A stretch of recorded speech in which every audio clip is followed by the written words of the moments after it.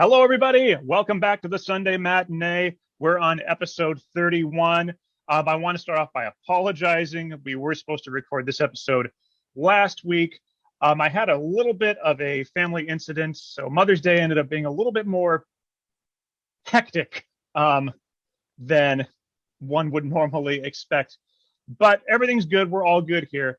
So, yeah, we're back with episode 31. I'm Ben Stahl. I'm your host, and joining me today, it's just two of us today, but I'm glad to have returning Gary Chambers to talk about Zack Snyder's Justice League today. Hello, Gary. Hi there. And I somehow think that I'm still going to lose at trivia because I've just established this long pattern now.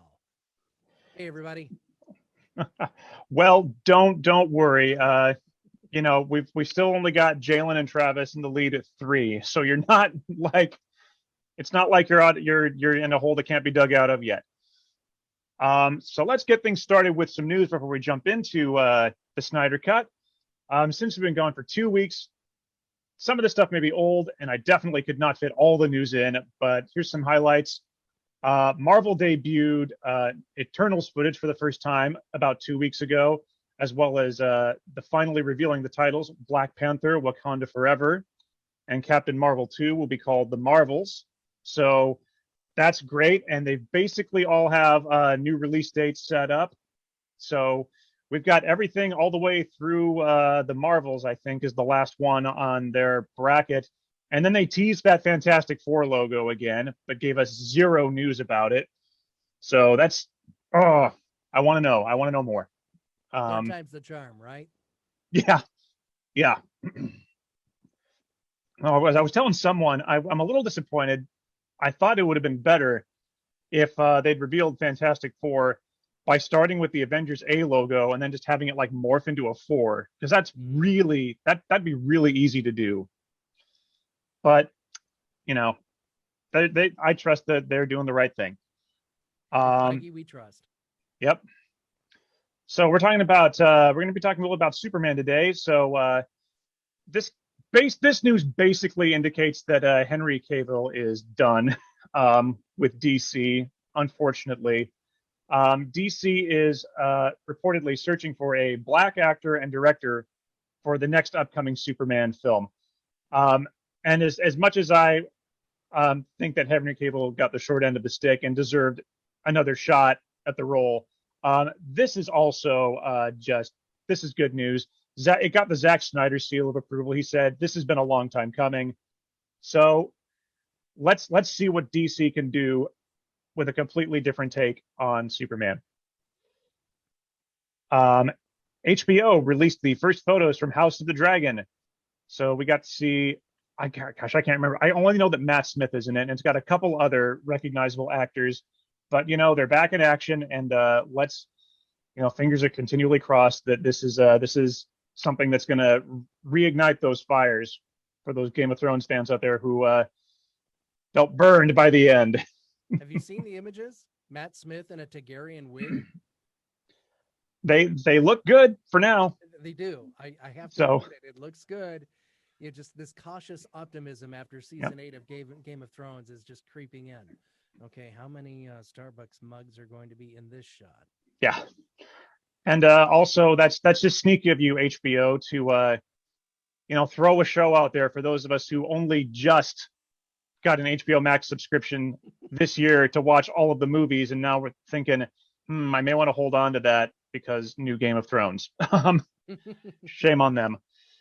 Back to Marvel. Marvel has moved up the premiere of Loki by 2 days.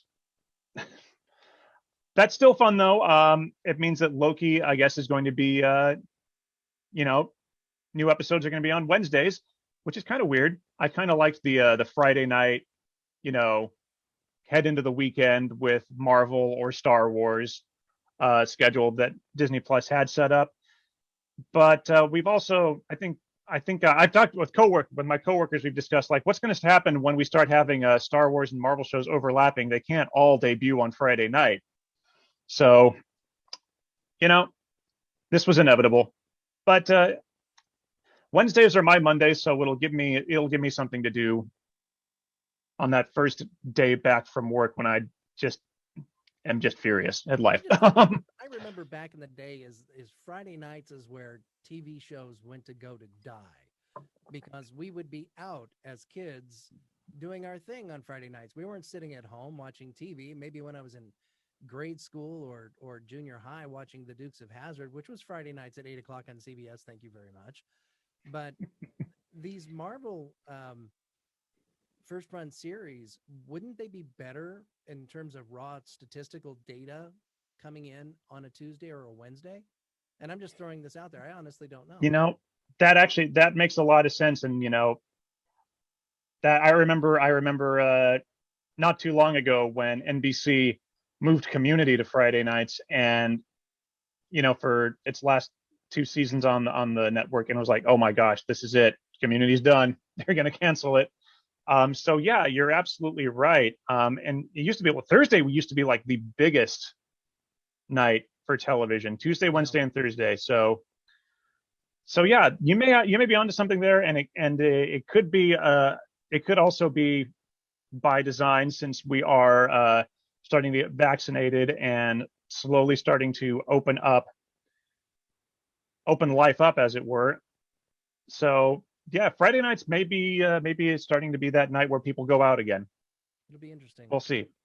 Yeah. Um, Speaking of streaming services, Stranger Things season 4 had its first teaser dropped, and it really is just that. It's a teaser.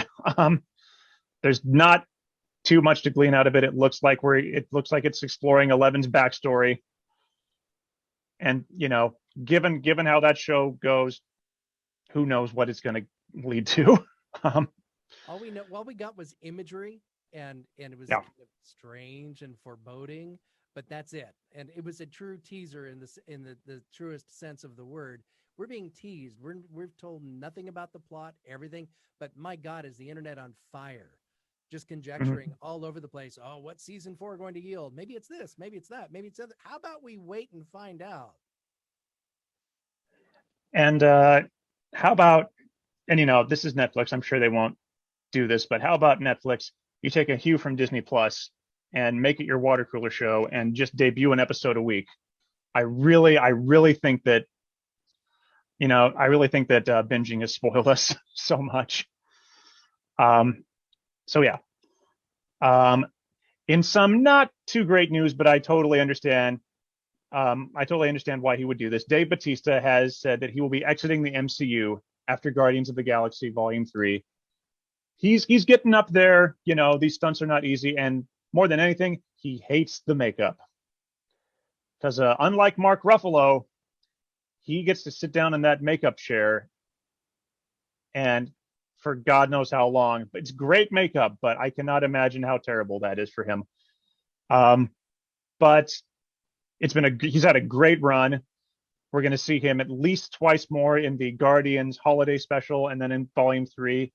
He might pop up in Thor: Love and Thunder. That hasn't been confirmed yet, but we do know we're going to have some Guardians in that film.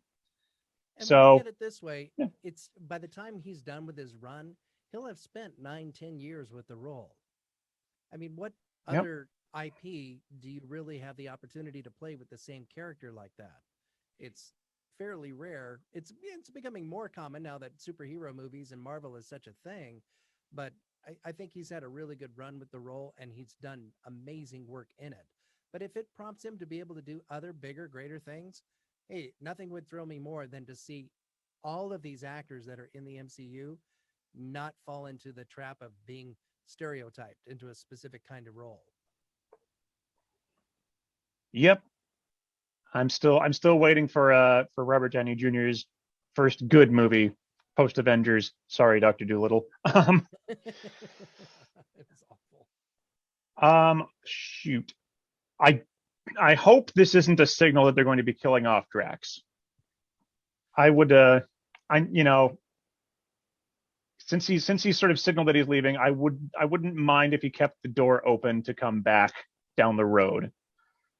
I don't know if James Gunn would do that to us. Actually kill him off. I don't know.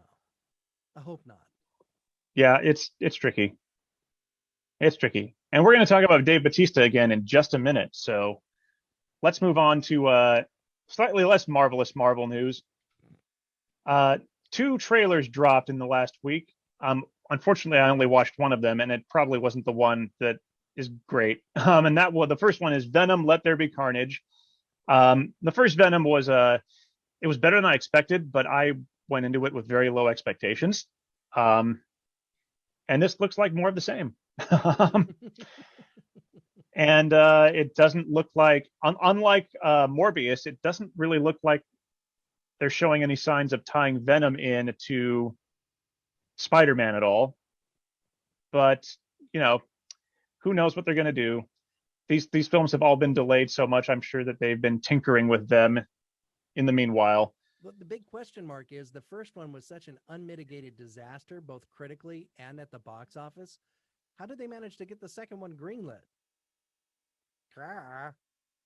I don't think it was that big of a box office disaster. I'd have to look that up. But yeah, then we're gonna have to box office mojo. Here we go.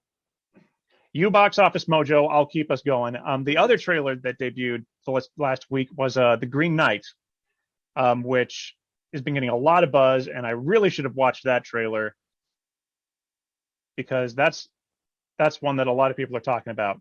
I wish I could say more. In television news, NBC has canceled the Golden Globes 2022 broadcast because the Hollywood Foreign Press Association has been under fire of late, that they are not a very diverse group. And so they are seeking to make some major reforms. 2023 is not out of the question to return to the Golden Globes if they're able to make those reforms. So I think NBC has made the right call there. HFPA has been called out by several actors of late. So, yeah, it's time to change the game. Yeah, this one was well overdue. Yeah. Okay, so, circling back around, so you were actually spot on correct, Ben, and so was I. Venom was an unmitigated disaster domestically with $213 million total international or total national gross. Where it made its money was in international business. It's $643 million. So total worldwide gross of $856 million on a $100 million budget. They made their money. So yeah, It wasn't a dumb move fiscally, but can they come through creatively in the sophomore effort?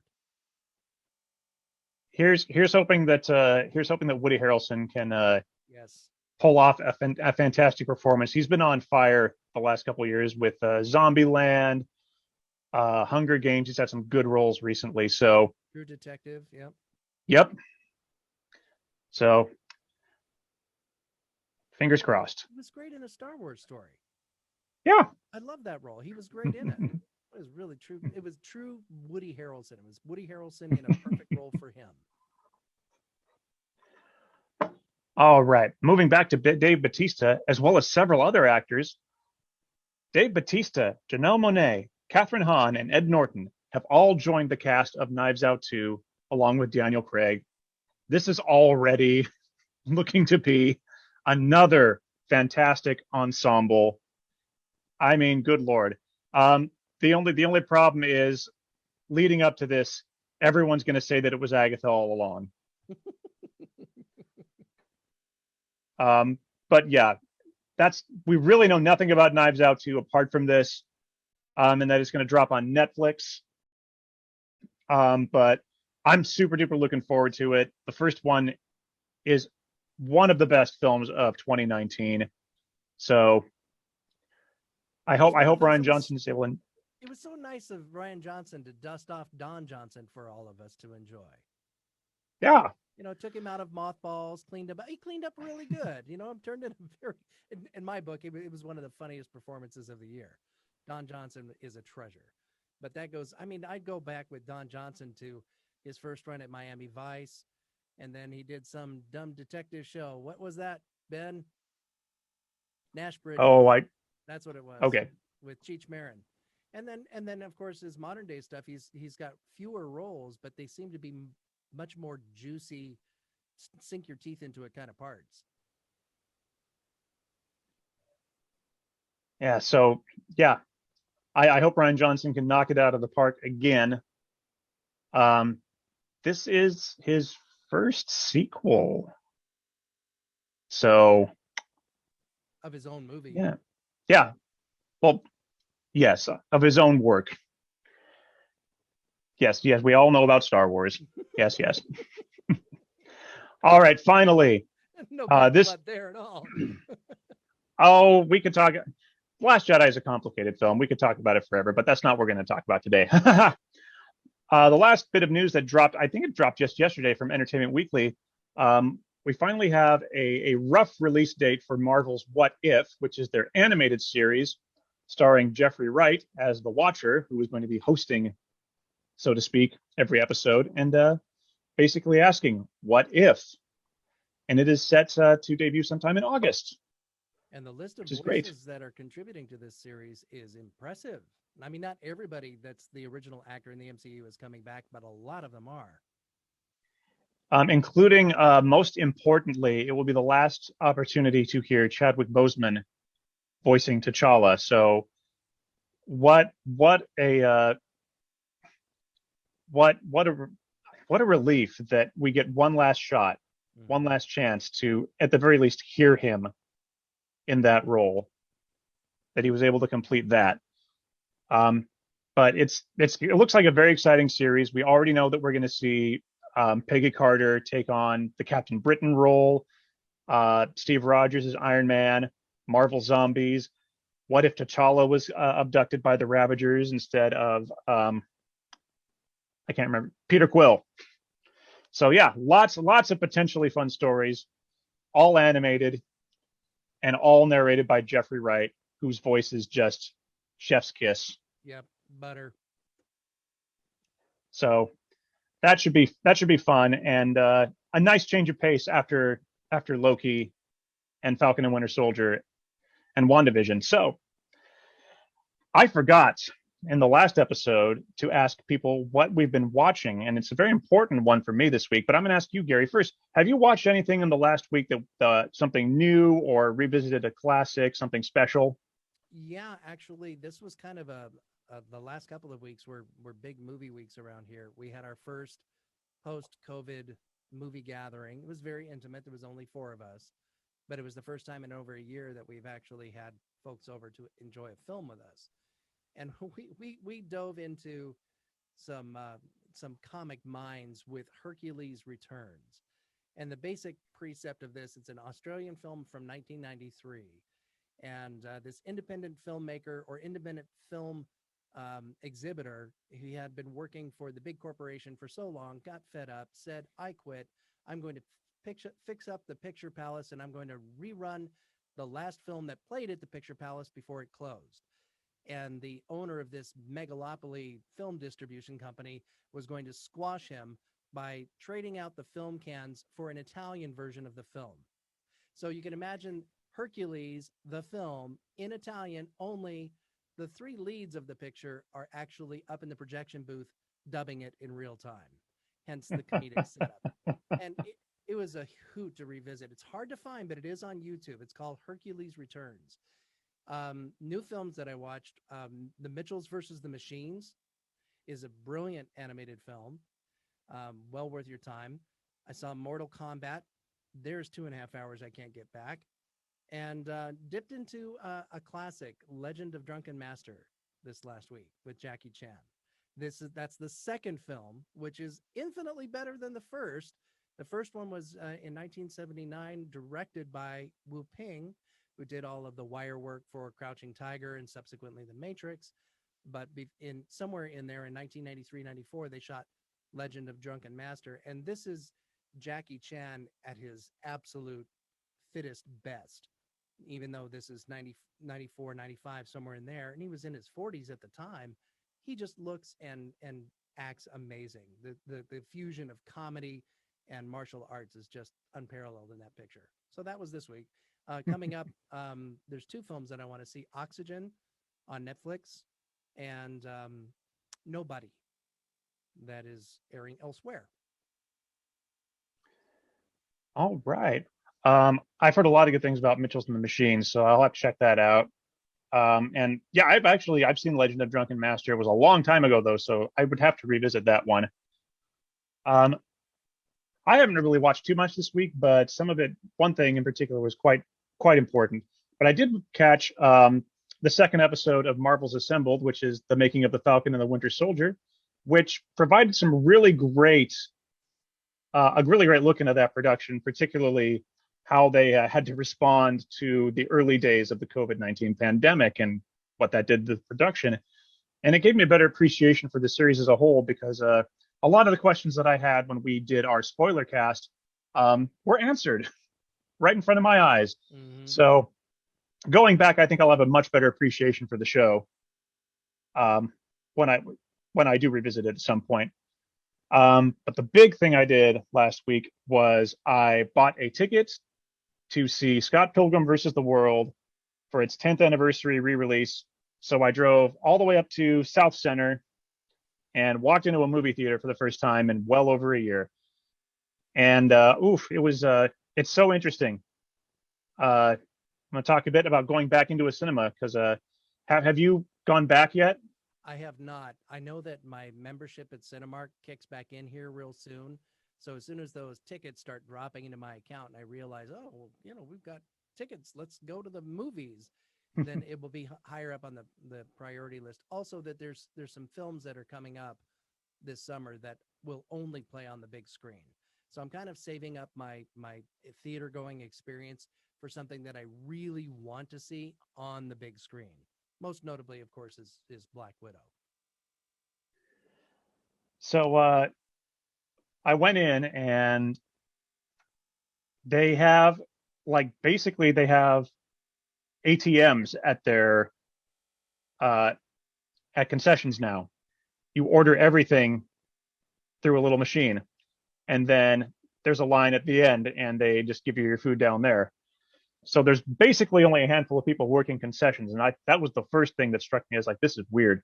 Um, but other than that, and the fact that thankfully everyone in my auditorium kept their masks on as long as they weren't eating and drinking, and they did do a very good job on. I got my ticket on Fandango, and you could see how they were implementing social distancing in the seating as you bought your ticket online.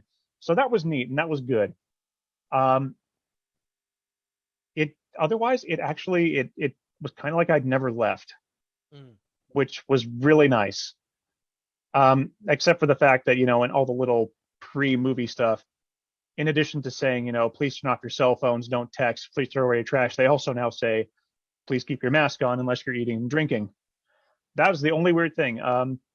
But as someone who works at a job where I have to keep my mask on for my full roughly 10-hour shift, keeping a mask on through 2 hours of Scott Pilgrim was not at all difficult. Mm-hmm. It was good to be back. I'll be very curious to see if I feel a little more apprehensive going to Black Widow when crowds will probably be bigger. That was going to be my next question. Was how was the house when you were there? There were not even 10 of us. Okay, so you're in Um, this big auditorium. You felt safe. You didn't have to socially distance. That was kind of baked into. There was just not enough people for that to be a problem. But what yep. about, even with the new CDC guidance? What fear do you have of going back into a packed movie theater? Um, Less so for myself and my household because no one in my household is immunocompromised, but I will continue, especially as long as theaters are requesting people to wear masks, continue to wear masks at a cinema because there could be someone in the audience who is immunocompromised. I don't, you know, I don't know everyone in that room. Yeah. So, and I just, I just hope that people follow those guidelines because I have a feeling that even though the CDC has issued guidelines, movie theaters and restaurants um, are probably going to continue. At least a lot of big chain restaurants are probably going to continue to have their own sets of guidelines until we hit a much higher threshold towards herd immunity. And my biggest fear is not those that are vaccinated, but those that are not, and using the new CDC guidance as an all access pass not to wear their masks wherever they go. and they may very well be spreading the virus unknowingly. But hey, the CDC said it was okay for us not to wear masks. No, only if you're fully vaccinated. That's the rule. And we, as moviegoers, we don't know whether the guy 2 seats over is really fully vaccinated and not wearing his mask or not. That's my biggest fear going into something that is a crowded situation anyway. Like what you went through the other day with 10 people in the auditorium, no problem. But when it's packed like that, Mhm. I think a little extra due diligence is in order, at least for the time being, don't you? Oh yeah. Um, on the other hand, at the beginning of this year, pretty much everyone I had on this show, including yourself, we were all thinking we weren't going to be doing this until late fall. Right, right. And here we are. I think what is it, the end of June that all the theaters can open up in Washington State? June 30th is supposedly the reopening day for the Yeah. state. And the Regal cinemas have just reopened as well. So pretty much all the major movie chains around me and presumably around you as well have pretty much reopened. Yeah, it's now just a matter of somehow wooing the audience back. As long as the patrons feel safe, then I think the audience will come back. There's, at least anecdotally, a lot of my friends, and I'm sure yours as well, have said, I can't wait to get back into the movie theater and watch a movie the way it's supposed to be presented. But here we are, we're on a podcast here talking about the movies. We're kind of fans of how movies are supposed to be seen. But what about the general movie going public? Do you think that sensibilities have changed and, ooh, I kind of like watching movies at home? Or do you think most people are yearning to get back into a theater like we are? I think that early on, I think we're going to see a resurgence only because it's something we haven't been able to do. Mm-hmm. Um, even if going to movies isn't your thing, getting out into the world, I think, is going to be important for a lot of people coming up. Yeah. Whether it's movies or going to restaurants or going out to the club, whatever it is. So I think we're going to see a bit of a resurgence, but I do think that a lot of people have these last few months realized there is a value in staying home if you have access to these movies on Disney Plus or HBO Max. Um, and they do have that for the time being, but Warner Brothers has said that this is it. We're not going to do this next year on HBO. Mm-hmm. Our movies are going to be back in theaters. So, if you want to catch those movies quickly before they're spoiled for you, you're going to have to start going back to theaters starting next year. But I So, think at the same time, we might see, and this was made mention of by several of the media moguls. The president of Disney, for example, had indicated that the timeline between a film's release to the theaters and it being released to streaming and then subsequently to media is becoming more condensed because they don't have the need for the waiting period that we had once before because we were dealing with television rights and cable access rights. But with the new streaming model, everything is a lot faster. It's getting home sooner, isn't it? oh yeah, used to be, and this still applies to some movies. Um, it's weird. You ever notice how Christmas movies they'll release in November, December, and then sometimes they don't come out on home video until the following November, December. Yeah, yeah.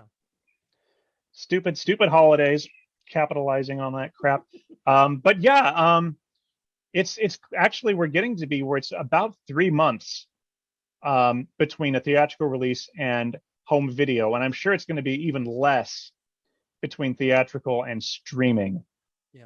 as physical home video sales continue to dwindle. Well, it's worth its own show, true, but just to layer it in just a little bit, it also is good for the independent filmmaker because not everybody lives in a major metropolitan area. We can drive the 45 minutes to an hour to go to SIFF once a year and enjoy these films that they hit the festival circuit. But most folks may be interested in these art house films really don't have a method of seeing them on the big screen. We need to see them at home.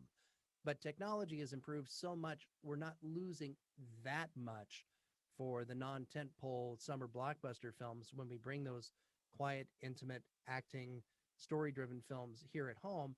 and we have the means with which to watch them. Whereas previously we didn't at all. They'd hit the theater scene, and then we wouldn't see them until they came out on DVD some 6 months to 12 months later, if at all.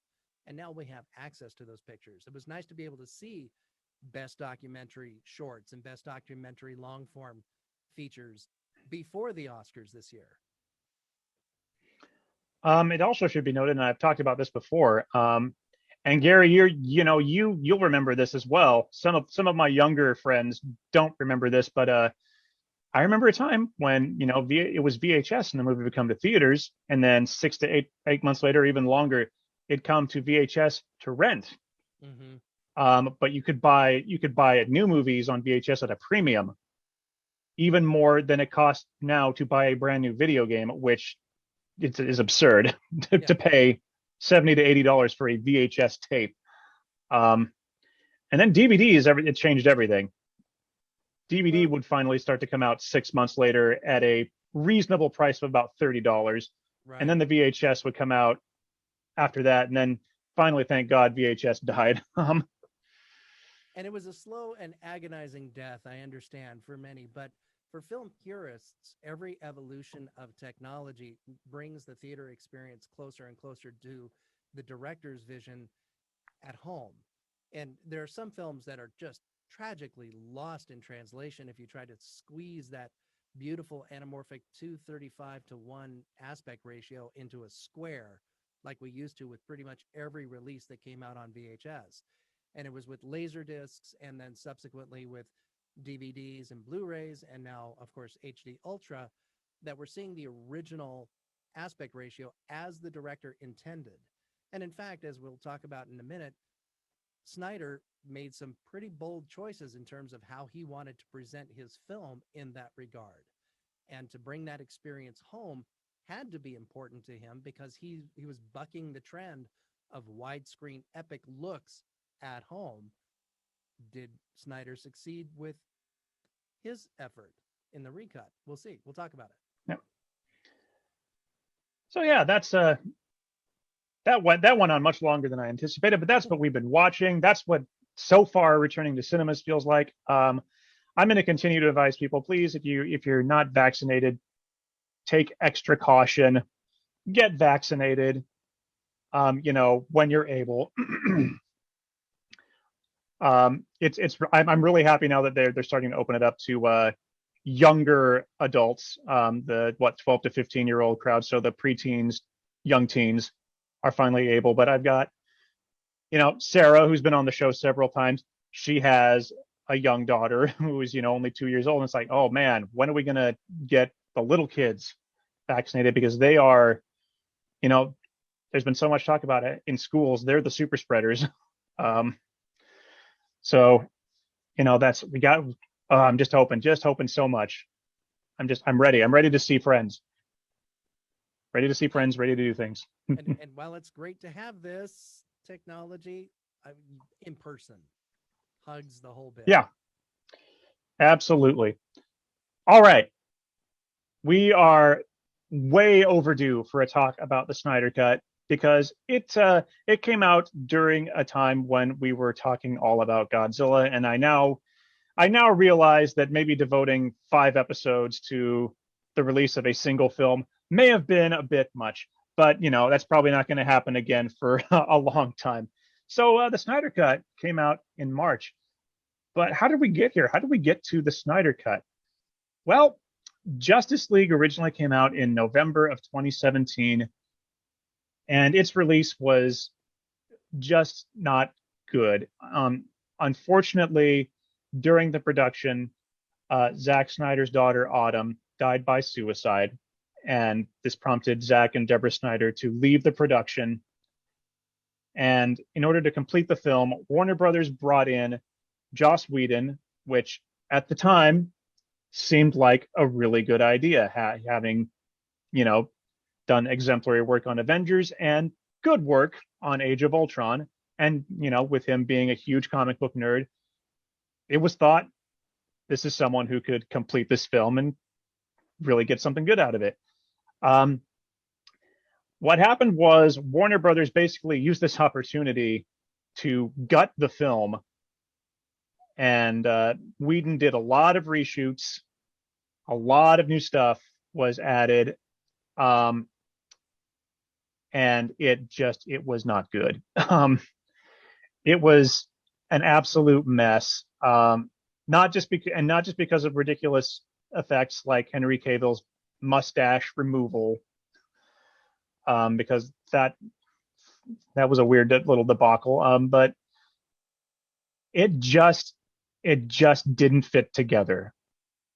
And at the time I thought, well, that's it. This is the end for DC. I was never a big fan of Man of Steel. I thought Batman versus Superman was okay. The first Suicide Squad was also a train wreck. We'll talk about a possible other cut of that coming up. And then Wonder Woman came along, and it was finally like, oh my gosh, please keep this going for her. But then Justice League happened, and it was like, oh man, this could be it. And you knew there was a problem when it was 13 months between the release of Justice League and Aquaman, their first release. Whereas we're at the point with Marvel where it was, before the pandemic, it was every 3 to 4 months we knew something was coming. And unfortunately, DC has not fixed the problem of, do we know what's coming? They're still really, really bad at that. But it didn't even cross my mind that this was something that Zack Snyder had never wanted, that there was some alternate cut out there in the world. But Snyder has a very devoted following, and they knew deep down that this was not the movie that he wanted. And so the hashtag release the Snyder cut popped up very quickly after that release and trended for 3 years on Twitter. All this while, I'm just sitting here thinking, there's no Snyder cut. This isn't a thing. And finally, it was March of 2020 during a viewing party of Man of Steel that Zack Snyder and Henry Cavill announced that, yes, it exists. And yes, it's going to actually become a reality. And even after that, my thought was, okay, is it going to be better? It's like, how do you fix this? How do you fix this massive disaster? And I thought, okay, they have so much they have to refilm. And the first person on this show to say, what if that footage already exists, was Dea. And I said, I don't think so. I don't think that it exists. And lo and behold, it was all there, with the exception of ultimately 5 to 10 minutes of additional shooting for brand new scenes. That was everything that he had to do. And everything else was just getting the visual effects done. And even in the few months building up to it, I was such a pessimist. I still thought there's no way, not just because, the theatrical cut, or we should just call it what it is, it's the Whedon cut, was bad, but because I have not enjoyed Zack Snyder's DC films. So I thought that it just can't be. It can't be that great. So I knew I had to watch it because I'd set it up so much on this show. So when I finally sat down to watch it, I was a little disappointed with the first half hour because there were moments. One particularly cringeworthy moment for me at the very beginning was there's a shot of Lex Luthor standing in a little pool in the Kryptonian ship. And boy, oh boy, it was such an unfinished effects shot. I was like, oh no, is this what I'm in for? And there are a few other moments like that. With the Amazons, with their big chase in the mother box, there were some shots that were not so great. But once the film really got going, like once we get into like part 2 of the film, it really started to click. And then it really clicked when we got to Cyborg and the Flash. Hmm. So, I guess I'm already jumping into how is this different, Gary? Did you see the theatrical cut? I did when it first came out, and now I'm to the point, especially after doing some homework for this show, how much is different from Joss Whedon's cut to the Snyder cut.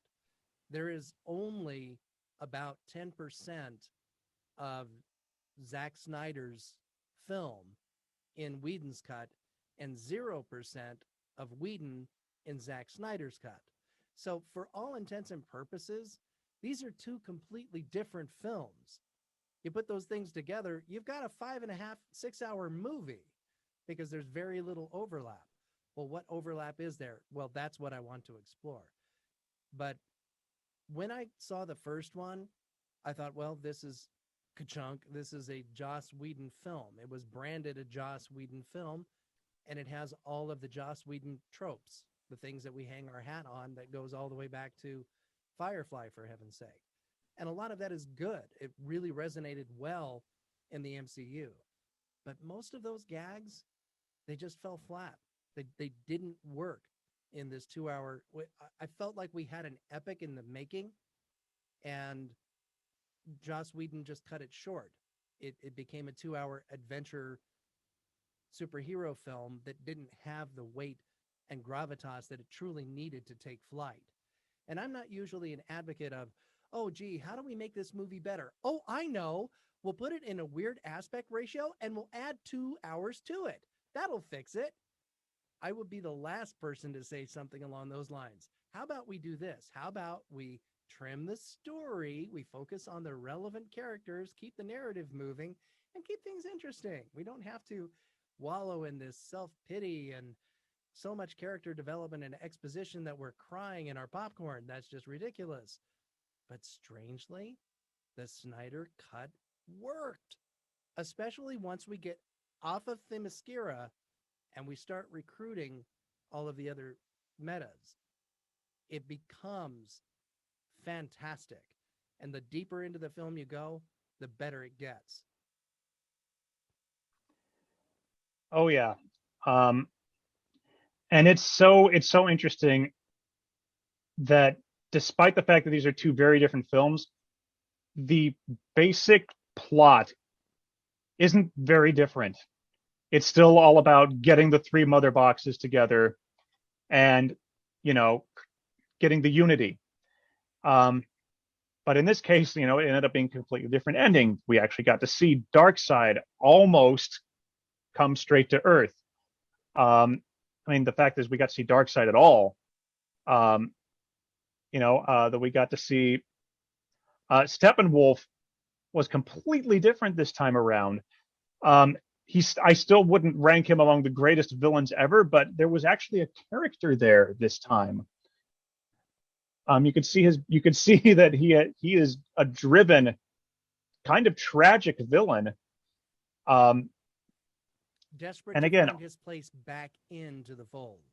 yeah, and there was a bunch of little things too that really made a huge difference. The fact that the nuclear power plant in Russia, that whole final fight wasn't bathed in red.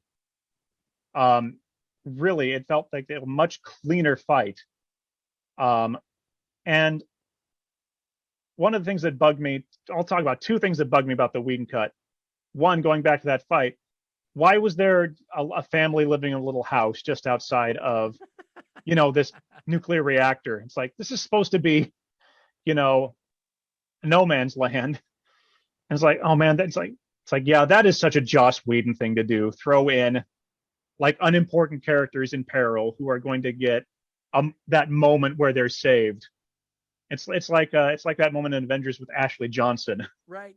where Steve Rogers saves her, and it's like, and because they cut her scene in that movie from the beginning, it's like watching it's like the first time it's like, who are you and why should I care? But it was even more so with this family. It's like, who are you and why should I care at all about, and why are you there? Period.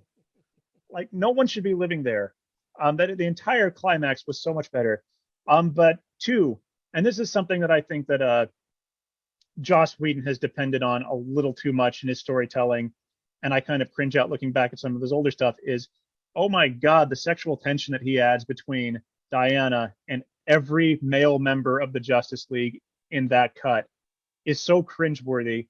When Ezra Miller lands on top of Gal Gadot and they have that awkward moment where he's touching her chest, and it's like, oh, geez, come on. To go there. Like, really? Like, And in Snyder's and cut, we had one. It was the playing handsies with the mouse. It was, and it's not even that bad. No, not at all. It wasn't cringeworthy. Yeah. It was just, oh, that was awkward. Well, there's a little something there that wasn't there before. How interesting. And that was it. Yeah. And I think she has, I wouldn't call this sexual tension, but I think she has a cute moment with Alfred in Snyder's cut where he's teaching her how to properly make a cup of tea. Oh, right. It's like, what a delightful moment. And there's so many small moments in the Snyder cut that are lost. Moments between Lois Lane and Martha Kent. The moment, as much as I'll get back to this in a second. The moment where Diana tells the little girl in the museum, you can be whatever you want to be. Mm-hmm. Like, why would you cut that moment? That being said, I don't like, especially after, both Wonder Woman movies, I don't know why Zack Snyder felt the need for Diana to clearly just obliterate someone after she's been set up in her other films as someone who's learned that the best way to deal with things is not to kill people. Mm-hmm. But that's a small moment in a bigger film. And we've already answered this, one of the second questions I have. Is it better? Yes. Yeah, I think anyone who's watching this has already heard what you and I have to say about this film. Yes, it's so much better. And you're right. You're absolutely right. I thought it was. I still think that Snyder should have taken advantage of the fact that we are all at home watching this on HBO and widescreen TVs. But the further you get into it, the less I care about the fact that it is a 1.33 film. It works in that frame. Yeah, let's talk about that for a second. And first of all, for the uninitiated, both of you, when we're talking about aspect ratios or 1.33 to 1 or 185 or 235, etc., it's the width versus height of the screen. Back in the day, Gone with the Wind was practically a square. It was 1.33 to 1 aspect ratio. And then as we got CinemaScope, it became 2.35 to 1 or even larger for some of the true Cinerama films. It was even wider than that. But now we usually have one of two aspect ratios, 235 to 1, which on a widescreen TV at 16 by 9 at home, you'll have black bars at the top and bottom, and 1.85 to 1, which happens to match 16 by 9.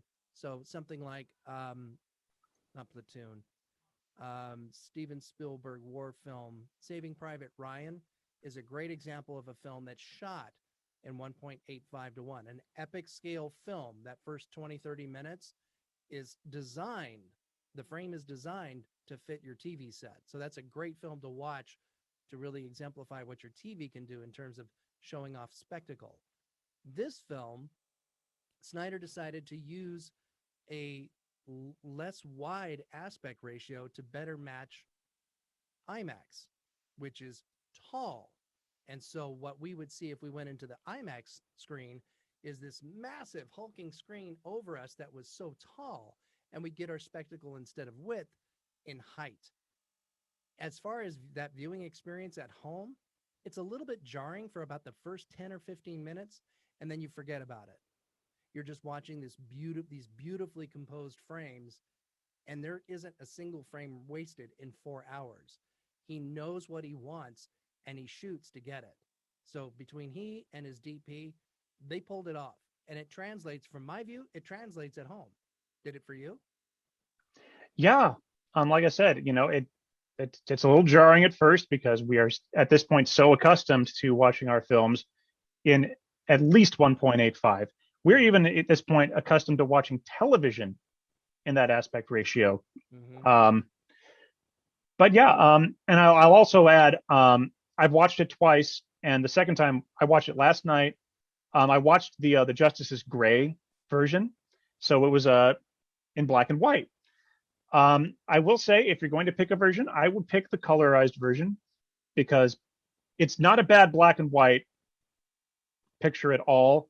But I do think that the colorized version, or just the regular version, does so much more justice to Themyscira and Atlantis and some of the more fantastical places they visit. That being said, um, the Justice's Gray cut is absolutely the perfect argument that we need to see a Batman film set in Gotham City in black and white. Shot in the noir style. Yep, because those moments in Gotham where you first see the bat signal and you see Batman perched up, on top of GCPD, looking down at Commissioner Gordon, is like, oh my God, this is Batman in his purest visually. And we know that the black and white films can sell. We had The Artist in 2011. We had Mank last year, which was brilliant. Nobody complained that that was a black and white film.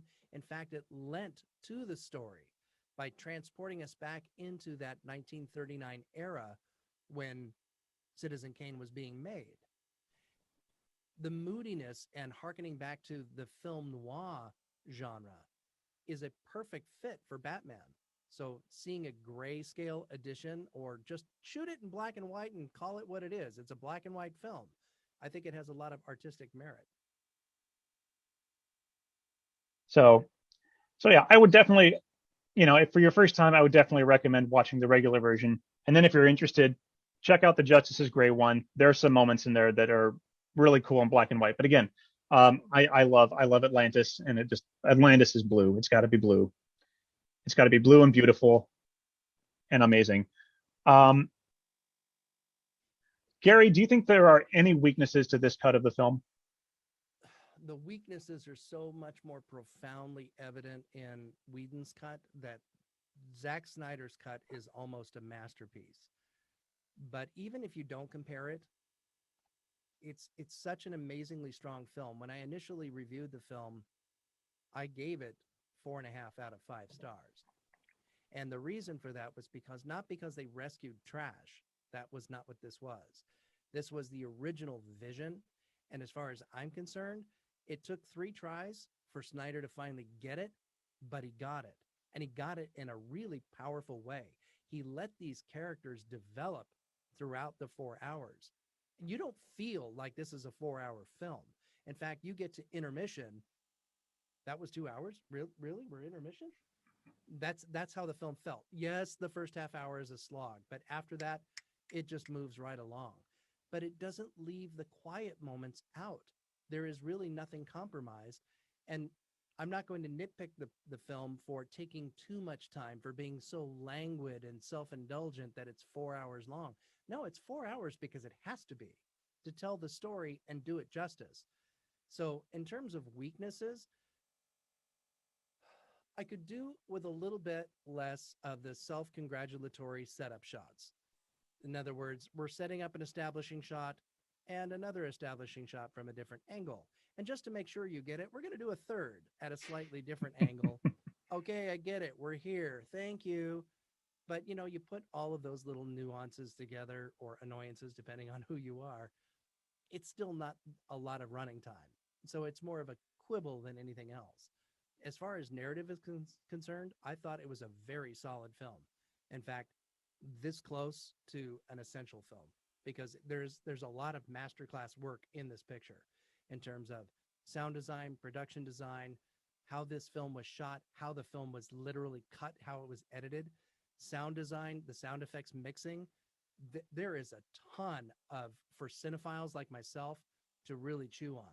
And I'm on my 3rd viewing at this point, and I'm really dissecting and unpacking the sheer volume of cinematic information that's in this film that's not superfluous at all. Even for the rank amateur film goer, it's still a perfectly very good film.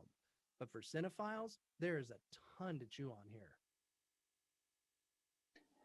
I agree that a lot of the stuff I'm going to say is nitpicky, but I still have some grievances. But the problem with these grievances are less to do with the film as a standalone piece of art as they are it being a piece of a bigger puzzle fitting in with these other films. Um, Again, the special effects stuff I talked about earlier, that's nitpicky. There are a handful of seconds. For me, where this film just feels weak is as part of the series because I still think it was too early in the overall story for them to say we can't do it without Superman. I think if they had put in a handful more stories in between this, given the Justice League a chance to actually do some, to actually pull an Avengers move and, defeat some enemy and then, come up against, I don't know, I don't know who, but, maybe come up against our second or third enemy and then realize, oh my gosh, this would be so much easier if we had Superman. It just, bringing back Superman at the end of this film to me just defeats the whole point of why the league is assembled by Bruce at the beginning. Is like, I'm bringing us all together to do the fun, because together we can do what Superman can do alone. Mm-hmm. And then I think they throw in the towel way too early and say we can't do it. And it But becomes more a film about how do we bring Superman back as opposed to how do we keep these mother boxes apart and not forming the unity ourselves rather than, oh, Soups can do it. Well, let's bring him on board. but again, that's not, if you take this film and you just ignore all the other films that came before it and just use this as a standalone film, that plot device is not a big concern. But it to me it would feel like if Marvel had said,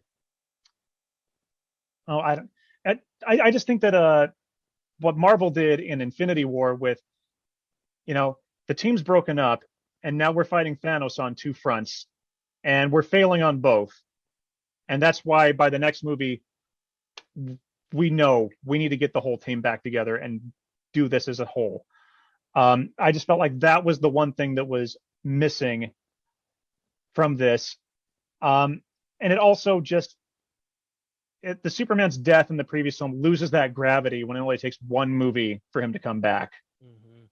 I really wish there'd been more impact of, you know, guys, we really like if a villain had really absolutely crushed them and pushed the team to their limits to finally say, we really can't do this without Superman. Um, but that's again, that is not this film's problem. That is Warner Brothers and DC Pictures' problem. That's a problem they've had from the beginning, and I think that's part of the reason that Snyder has struggled with these films and has left the franchise is because after Man of Steel, they kind of put all the weight on his shoulders to create this universe as opposed to what they were doing over at Marvel.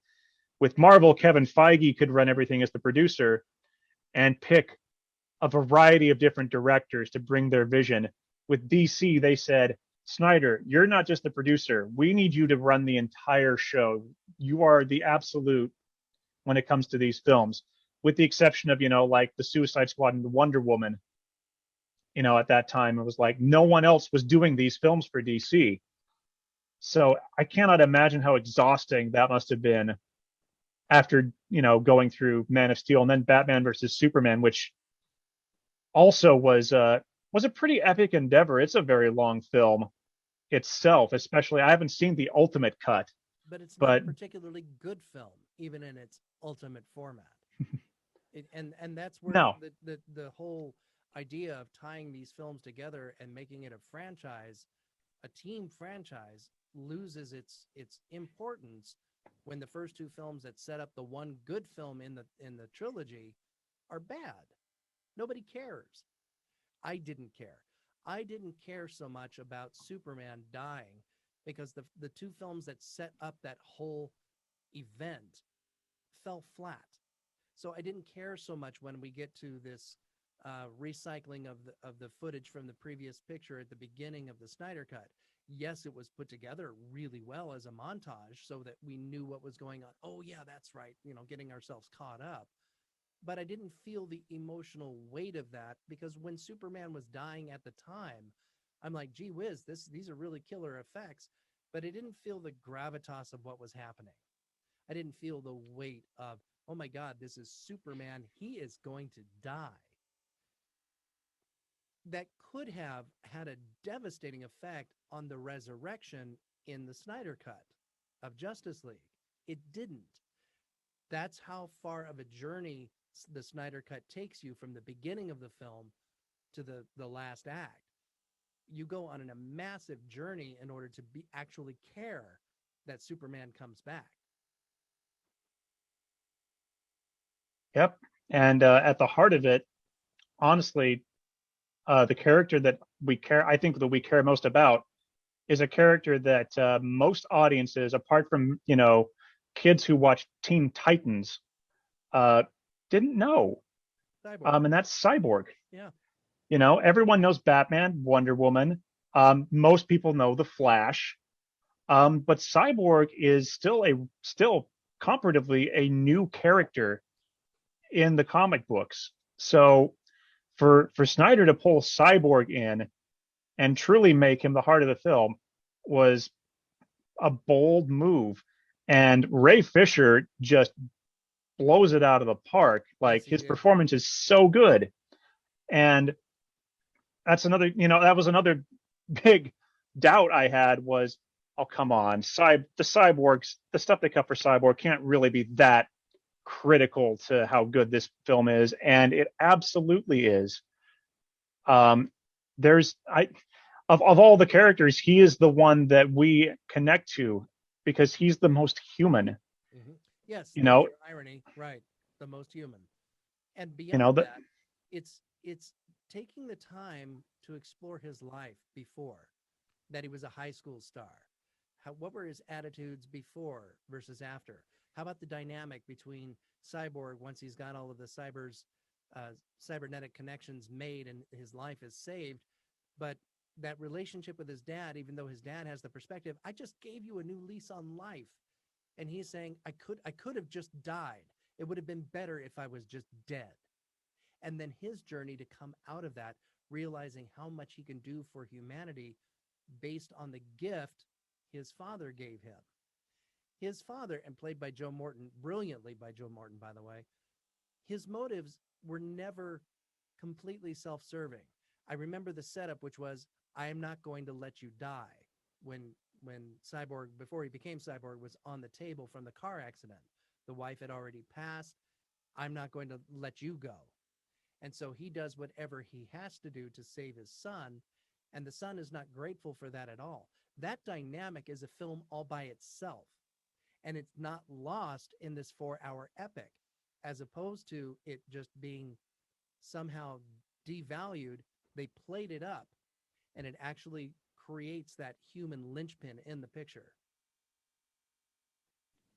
Yep. Of all the moments in the film, um, the one that gets me a little teary is the moment where he he's at the ATM and he just tricks out the ATM and gives the woman $100,000, and it's like, oh my god. After she had been evicted from her apartment, Yeah. we see his humanity there. Agreed. And also the way they treated Flash. I cannot wait to see Ezra Miller, what he does with this character, because he's got so much to offer for us to keep that character interesting. And that Snyder took the time in that beautiful slow motion effect shot of saving the one love interest, but before she's a love interest, and Iris. Iris. We're Yeah. actually watching this 2 or 3 second moment in time protracted out to 2 or 3 minutes, and it was stunning. It was beautiful, both in terms of its connection to the heart, because we're seeing these little micro moments in time and how much they mean, plus the pure spectacle of it is just unreal. I mean, Yeah. I thought it was fantastic in X-Men when we saw Quicksilver, right? When he Yeah. was doing his run in the hospital, and which was hugely comically funny. It was kind of riffing on that idea, but actually kicking it up another notch, because literally we're seeing all of this played out, and in real time, it's all of 3 seconds, if that. That actually, unfortunately, that reminds me. There is another thing that I get nitpicky about, and this is just a Snyder thing in general. Um, I love that scene in slow motion. I don't think it needed to be set to music. Oh, actually, that's an That's interesting statistic. Did you know that the composer who could have recycled his original score from Snyder's original cut, he rewrote the entire score from scratch, and it is now the record-setting score for the longest score of a film ever. that is impressive. It was written, it's 3.5 hours of music for this cut. But think about it. He wrote it twice. Yeah. Um, that reminds me of another really cool statistic that I read on IMDb, and that is that this film, and this shouldn't be a huge surprise, is the longest film on the resume of every cast member. I can only imagine.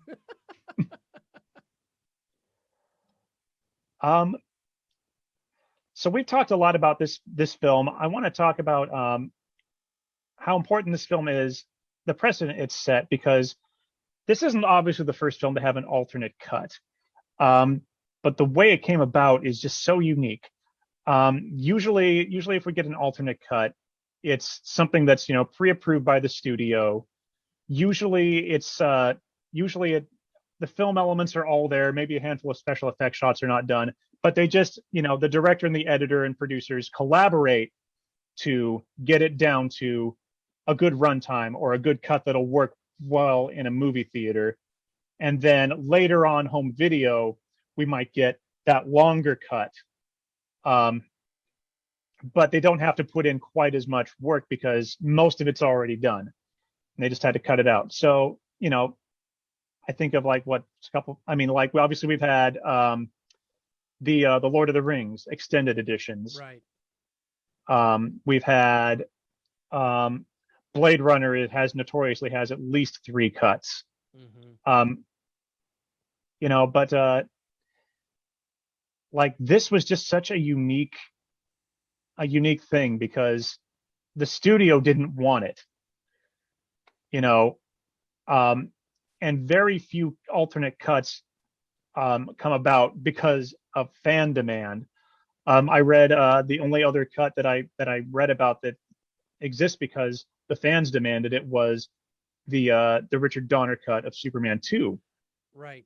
Which, interestingly, I literally watched that last night just to kind of put myself in the director's cut mindset. And it's almost like it's worth its own show to talk about the differences between deleted scenes and a true director's cut. And before we went on air here, I started going back. Okay, what are really some significant director's cuts where if you see the director's cut, it's a dramatically different film. You named one of them, Superman 2. That's big because Donner didn't use Richard Lester's footage. There was very, very little of it. And Lester didn't use any or used very little of Donner's footage. So again, it's two completely different films depending on which director's version and vision you see. The film I go back to is The Abyss, which is James Cameron, 1989, I believe. The film was too long. Columbia said, we can't release this film. It's unreleasable at its current length. Now, mind you, this is years before Lord of the Rings, when 3.5 hour films could actually be profitable. So they insisted that he cut it, but the only way to cut that picture was to take out huge chunks. You couldn't just surgically remove little scenes and have it add up to enough. So he removed an entire subplot, which made the third act just make this dramatic left turn, and it didn't make any sense. So when the special edition came out in 2006, I believe, all of a sudden we're seeing a film in its entirety, the way it was meant to be seen, the way it actually serves the story best. And that's what I think a director's cut should be, is the director's original vision. It's stamped as a seal of approval. This is the best version of the film. And then we get to take that home and see it. The other example of that is Kevin Costner's Dances with Wolves. As brilliant as the 3 hour, 20-minute version of the film was, however long the original was, the 4 hour version that was aired only once on TV is better. and is now on home video. Much better film because it actually takes the characters and allows them to develop so that we care about them more. We care about their narrative journey. So these are three examples, including the Snyder Cut, of films that are just vastly improved because they're given the latitude to tell their story. And it's also interesting. There's a difference. You talked about a true director's cut and deleted scenes. Um, there's also a difference between director's cuts and I'll go back to Lord of the Rings and film extended editions, because Peter Jackson's gone on the record as saying the extended edition is not a director's cut. What I released in theaters is a director's cut. This just what they add to Lord of the Rings, I love. It's significant. It's great, but it doesn't. It's not necessary to tell the story of the Lord of the Rings on film. It just does. It adds to the lore. It adds to the world building. Gives a little bit of extra character development. But I'll be perfectly honest. Like if to anyone out there who thinks that the extended editions of Lord of the Rings are the be all end all, the only versions you'll watch, good for you. I think there's value to both versions. And honestly, I will probably watch the theatrical versions more because, again, what they added is not. This is not the Snyder cut. It's not completely changing the story. I think the theatrical cuts of those are great on their own. If they weren't, they wouldn't have been successful. Agreed.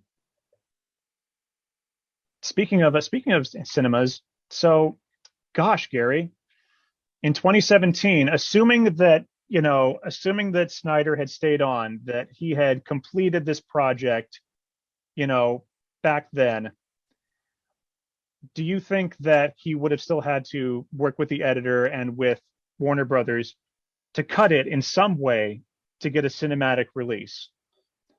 Because that 4 hours is a huge asking price at this point, especially given that the Warner Brothers, the DC franchise, doesn't have that same clout that Marvel does. Marvel was able to get away with a near 3 hour film in Endgame, but they had to take 20 films to get that. Does Justice League earn its 4 hour cinematic runtime? I'm going to say yes, but did it earn its cinematic runtime for its initial release? Hard to say, and here's where I'm coming from. Let's use another Jim Cameron property, Avatar. Again, theatrical cut, it's a long-ass film. He made it longer with the extended edition. Unlike Lord of the Rings, I would argue that there is critical information that makes the film much better by having the extended cut. And right from the get-go, the world building about Jake and where he was living, his introduction with his wheelchair and how he interacts with life and everyday objects, it creates that polarization between his real world and his real body and when he gets into the Avatar. And there are other things that are along those lines that build the character so substantially, and not just him, but other characters in the show, especially Grace. We understand why she has such an affinity for the scientific work that she does. It improves the film dramatically and makes the film pushing 4 hours. Could that work in a cinema? Yes. Could it work profitably? Maybe, but it's a huge gamble. In this case, it was for Fox to be able to do so. So they insisted on this is your drop dead time, drop dead runtime, Jim. And so he made those surgical cuts. The Snyder cut isn't the Snyder cut without everything in it. You can't cut this film without making it a dramatically less desirable product. So my artistic side of me says, no, don't change the Snyder cut. Release it the way it is. But I would also understand why the accountants at Warner Brothers are going, we can't get in enough showings a day for this thing to break even, much less make a profit. You got to cut it. So I'm kind of seeing this from both ends. But artistically, I think is where it should win out. And the Snyder cut, as it is, should have been released to theaters. Well, as it is, I think HBO Max was a great place to debut it, all things considered. I have a question for you. Yeah. How do you think it would have suffered, because this was on the table until January of this year, if they had made it episodic over 4 episodes? Um. Oh, that's. I don't think it would have run as well if it was episodic because you and I have both have been in agreement here so far that um, its weakest part of the film is the beginning. Yes. And if you can't, and honestly, like they said they wanted to release it as a 4-part episodic miniseries. Right. It's Snyder divided it into 6 parts, 6 very uneven parts. Mm-hmm. This film is not divided is not well divided for a miniseries. So just based on the way Snyder set his chapters, no, it wouldn't have worked as a 4-part miniseries. And I think a lot of people would have lost interest after part 1 if they weren't immediately able to be hooked into part 2. Yeah. If I'd gotten to that half-hour point and I didn't realize, well, I'm vested already, let's just let it keep rolling, I don't know that I would have come back for an episode 2 a week later because that first act was so weak.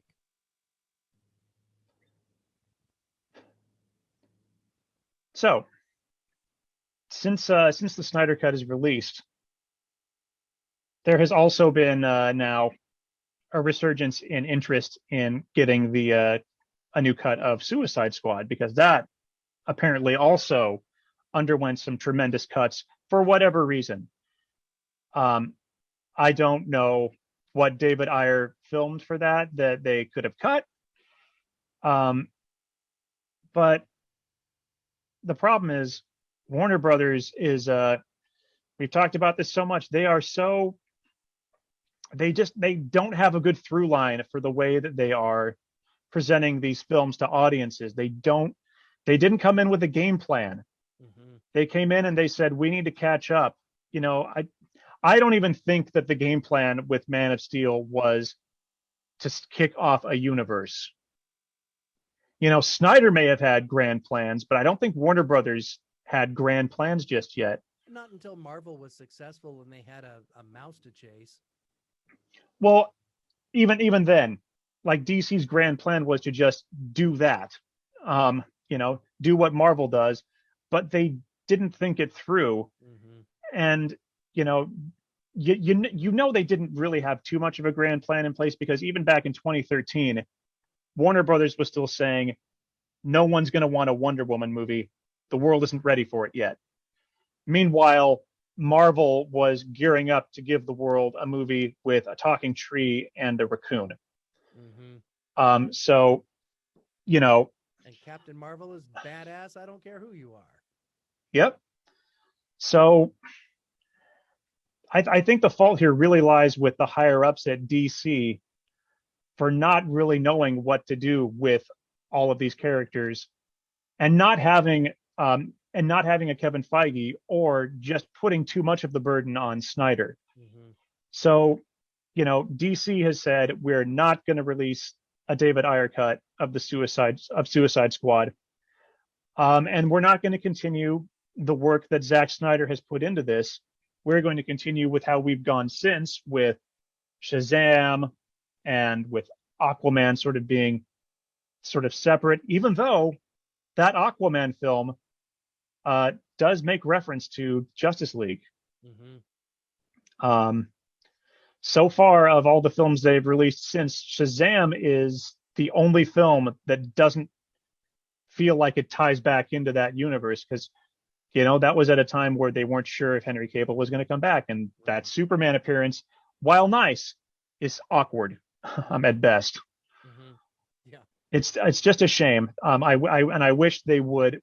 All we really know right now is we're getting a sequel to Shazam, another Wonder Woman film, another Aquaman.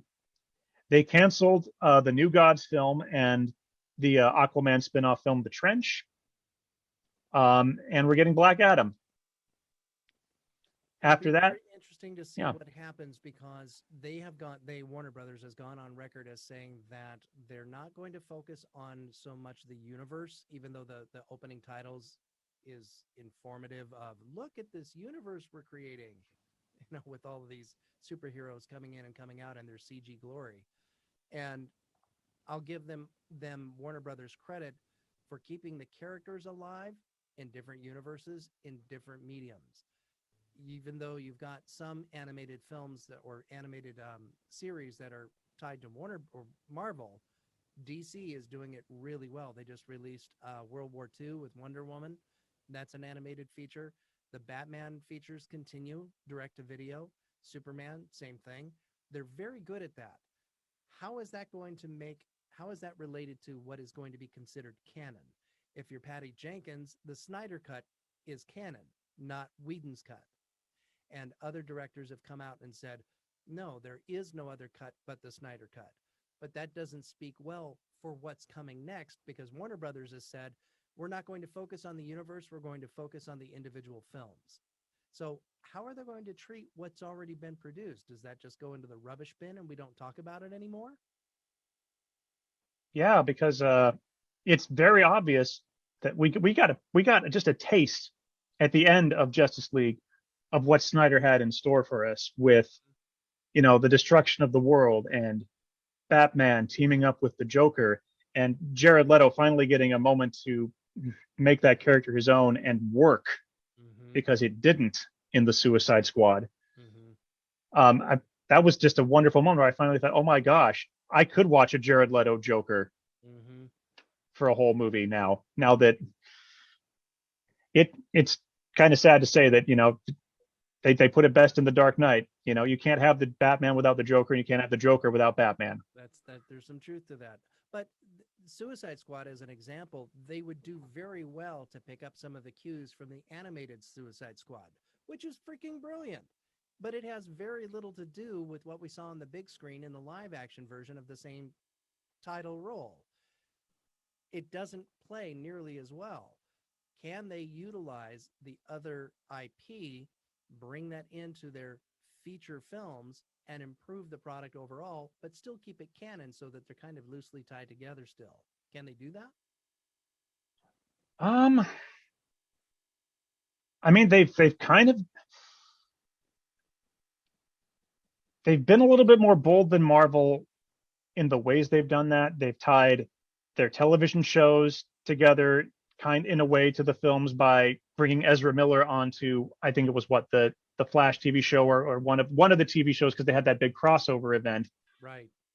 And, the upcoming Flash movie is supposed to have not just Ben Affleck, but Michael Keaton.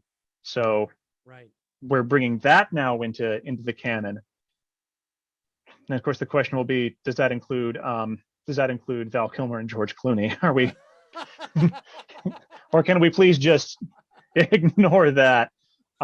We shall choose to ignore the Joel Schumacher films. But it would be wonderful if DC would just release, a little blurb about, this is what's canon. This is what's all tied together in our universe, the way that Marvel does so well, at least with their movies and now with their TV shows. Marvel had trouble with that too, trying to convince everyone that their TV shows and their movies tied together. But I think they're doing a better job of it now, and I think it's time for DC to start doing that too. Right. Well, I'll tell you something. When you have WandaVision and you have the Falcon and the Winter Soldier, those two series were so exemplary, and plus the long six-year run of Agents of S.H.I.E.L.D., right? Plus, even though it was abbreviated, Peggy Carter was a great series for the 2 years that it was on. So the series, whether they were financially successful or not, they are true Marvel canon. They tie with the MCU perfectly. DC, not so much. It's like, okay, let's just see what we can throw against the wall and what's gonna stick. All right, well, we got this piece over here and this piece over here and this down here. Let's put them all together and make another feature, as opposed to there being some sort of grand design, which is, I think, what you were saying. That's what was lacking at DC. They didn't have a Kevin Feige to create this unified version of what the universe would look like. Yeah, it's they still have a lot of catching up to do, and the Flash movie might be their opportunity to hit the reset button in a small or in a significant way. I do hope, and I'm sure that that Wonder Woman will somehow manage to stay in her own continuity and work out. I yeah, but I worry. I worry because I would love them for them to bring Shazam in, but Shazam feels so out of the continuity right Right. now. Um, And it's a wonderful film, but yeah, it's more of a coming of age picture. It doesn't really fit with the rest of the universe right now. yep. And they've got a ton of wonderful characters. They dropped in a ton of wonderful characters in Birds of Prey, and right now there's a huge worry that we're never going to see them again because that film was unfortunately not very successful, even though it is one of their best reviewed films. It's a very good film. Yeah. Um, Frankly, it's for me, it's right up there with Wonder Woman as one of their best. Shocking what happens when you let a woman direct a superhero movie. Exactly, and that was kind of where I was going with this. Is if you can use the television as the farm system and get really creative directors, BIPOC directors, women directors, those that would not be necessarily overtly considered stereotypically the Richard Donner, we're going to create an action film. It's a superhero film, obviously directed by a white privileged male. Baloney. We have such a huge opportunity to have an alternative point of view by selecting directors, and Black Superman, huge opportunities there. I mean, you could literally tap a Ryan Coogler to direct a film like that and bring in a sensibility that we've never seen before. There's a lot of opportunity there to take the character of Harley Quinn, which is an intelligent but unhinged character. What kind of director could actually mold that into something that's not just entertaining, but actually has something to say? So the bones are there. We just need the talent to put all of these disparate pieces and put them together into a cohesive whole.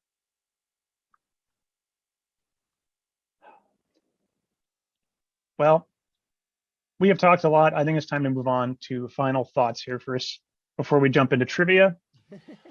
So, I'm struggling um, with trivia. Oh my god, I'm gonna get it wrong again. um, I after seeing the Snyder cut, I have so much more respect for Zack Snyder as a storyteller. Um, I still do not find Man of Steel and Batman versus Superman terribly appealing as films, but it's given me a second thought of is that Snyder or is that studio interference? Mm-hmm. Who knows at this point? DC has proven that they are just not this. They are not as good at letting their directors take the creative leap that Marvel has been. We were just talking about women directors and BIPOC directors. Everyone at Marvel is buzzing about how Chloe Zhao is going to change everything with Eternals, and her take on a comic book films is something completely different from what we've seen. That's great. Kathy Yan directed Birds of Prey. You know, we could use more of that. And I'm not saying that means we need to kick directors like Zack Snyder to the curb, but I think Snyder is also ready to, you know, take that time off from DC. He's got Army of the Dead coming here really soon. I think he's happy to be going back to doing, his own thing. And I'm excited to. I would like to see Army of the Dead. Um, if for nothing else, it's a Zack Snyder Dave Batista collaboration, so I think that's a really good combo. Um, while at the same time, while I think Snyder does need to take that break for himself personally, I am now officially going to miss what he had wanted to bring to Justice League parts, two and maybe even three if he'd gotten that far. Mm-hmm. He was certainly set up to do two films, and what Justice League 2 could have been looked like something that got darker than anything we've seen, even even with Infinity War. It's like this is something else, and to see Batman and the Joker teaming up, and to see Deathstroke, it's like I think it was gonna be something special, and I'm sad to see it go. And I'm of the mind that it may not be completely gone, because if you do bring in these creative directors, that can recognize and appreciate what Zack Snyder brought to the table with this 4-hour magnum opus and build on that success, fresh eyes could actually flesh out the universe even better than if we had just stuck with Zack Snyder's mode, the way he carried the character's arc through Justice League, the Snyder cut. That torch can be carried by someone else, and perhaps even more ably than if Snyder had done it himself, because you have a bit of distance to have a fresh pair of eyes and ears looking at the same IP and where the characters are now, their trajectory, and where they could go. So I don't think that unification is a completely dead idea, but I do believe that Warner Brothers would be smart to focus on the characters that they have that are successful. You have incredible actors in Jason Momoa, Ezra Miller, Gal Gadot, Ray Fisher, and those are the most compelling characters in Justice League. Those four have a story to tell. So can you recast Batman and recast Superman and maintain the cohesiveness of the Justice League looking through the lens of a different director? I think so. So my final thought in that regard is I wouldn't consider, if we can call the Snyder Cut canon, I wouldn't say that the universe is dead with that it's over with. I think that there's a lot, especially since Warner Brothers is looking at the Snyder Cut as a win, because in terms of streaming and audience and character building and fan service, it's all there.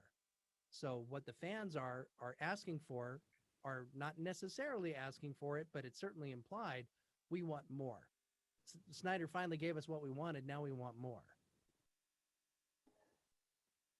It's such a shame. I left off a lot of films in that list of what's coming up, and there are some of them, unfortunately, that are pointing to, you know, that deviation from the Snyderverse canon. And then one of them, of course, is Matt Reeves' Batman, Mm-hmm. which we know is not, unless they decide to pull him in with the Flash later on. That's again Warner Brothers just saying, let's Nolan this, you know, let's give Matt Reeves a chance to pull a Nolan and give us a good trilogy or something. Mm-hmm. I wish their films all had a focus and a through line that Marvel does, but you know, In the meantime, we can always go back to 1966 and watch Batman the movie with Adam West. we certainly can. I also I find it interesting that Justice League and the Avengers kind of ended up taking the opposite paths from what you were just talking about. How it took us three films and a Snyder cut, a new cut, for us to finally say, oh, okay, I see. I appreciate what Zack Snyder is doing for this universe. Whereas on the Marvel side, we started off strong with the Avengers, and then we got to Age of Ultron and said, maybe it's time for Joss Whedon to step aside. And then he did, and we brought in the Russo brothers. We brought in that pair of fresh eyes, and it was the people we didn't expect. It was, wait, yeah, you're kidding me, right? The two brothers who were in charge of Arrested Development and Community. These are the guys who are going to save Marvel, and lo and behold, between them and James Gunn and Ryan Coogler, Yeah.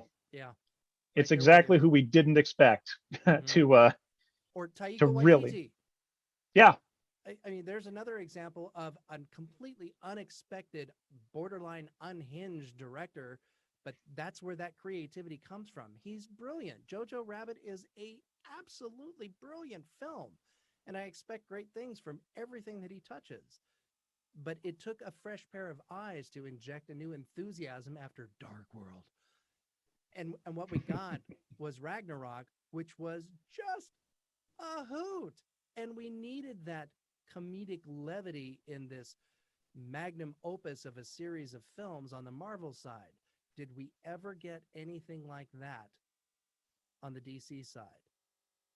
Birds of Prey had potential, Close, but it yeah. didn't live up to it. At least not quite.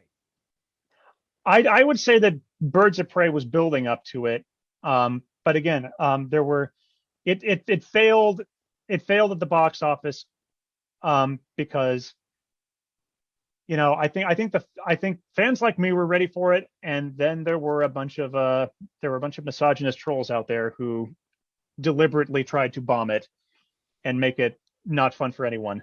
So Right. I will say I've said this a dozen times on this show. Take a chance on Birds of Prey. It's if you can stand the R-rated violence, if you like Deadpool, Yeah. Birds of Prey is right up your alley. Yeah. Okay, Now let's move on. you're Oh, gonna test yep. me now, aren't you? I'm gonna test you. We're gonna move on to trivia, and I'm gonna give you this question, and I think you can get this. Yeah, no problem. Um, um, okay. So according to IMDb, Justice League is the first DCEU film in which Diana Prince is referred to as Wonder Woman. Which character refers to her by her heroic identity? Is it A, Bruce Wayne, B, Barry Allen, C, Alfred, or D, Victor Stone? Since her interactions were with him first, I think I'm gonna go with Bruce Wayne. Well, Gary, I have some bad news. Oh, what's that? It's it's Barry Allen. Oh, okay. In What the scene? it's the scene where Barry and Victor are exhuming the body of Superman, and Barry makes the comment, "Wonder Woman, you think she would ever want to be with a younger guy?" And Victor makes that great comment about she's 5,000 years old. Yeah, right. Every guy is a younger guy. I Um, remember that, and I just kept thinking, oh no, the moment had to be earlier in the film than that. Okay. well, I'll tell you this. I had a different question in mind, and then I actually looked up the answer, and I realized it would be completely unfair because my original question was how many Justice League actors have been in Marvel movies, and not just the MCU, but Marvel movies. And then I looked it up and realized, oh my gosh, there's no way that Gary's going to know all of these because some, like Joe Manganiello, who plays Deathstroke, Yeah. he was Flash Thompson in Spider-Man. Oh, good lord. And I can't remember the name of the actor, but the actor who plays Detective Crispus Allen, who has one scene in Justice League, is the physical therapist in Doctor Strange. Oh, just yeah, And that's I was like, impossible. nope, that's a completely unfair because obviously, some are Ben Affleck, Willem Dafoe, and J.K. Simmons. Those are the three obvious ones. And I think there was one more in there that was not too tough to figure out, but it was like, oh, there's no way that anyone's going to remember that Joe Manganiello was in Spider-Man 1 you with just Tobey remember Maguire. you just remember me whenever you need somebody for a classic Disney speed round trivia. I'm your guy. Well, we should do another Disney episode at some point, I think so because that's you where know, yeah, because that's where I would win the trivia. Here, well, can you see mine? This is a Disney hoodie. There we go. There's there mine. you are. He was hiding behind the mic. Yeah. All right. Well, that has been episode 31 of the Sunday Matinee. Remember, you can find us on Facebook at facebook.com/truth in film, at Twitter at Sunday underscore matinee, the blog, which I swear I'm going to write something new for it at some point. You can still Soon. check out that Godzilla review at truthinfilm.wordpress.com. I need new movies to write reviews about, and you know, I missed my shot at writing a Justice League review. I could still do it, I suppose, Yes, and you should.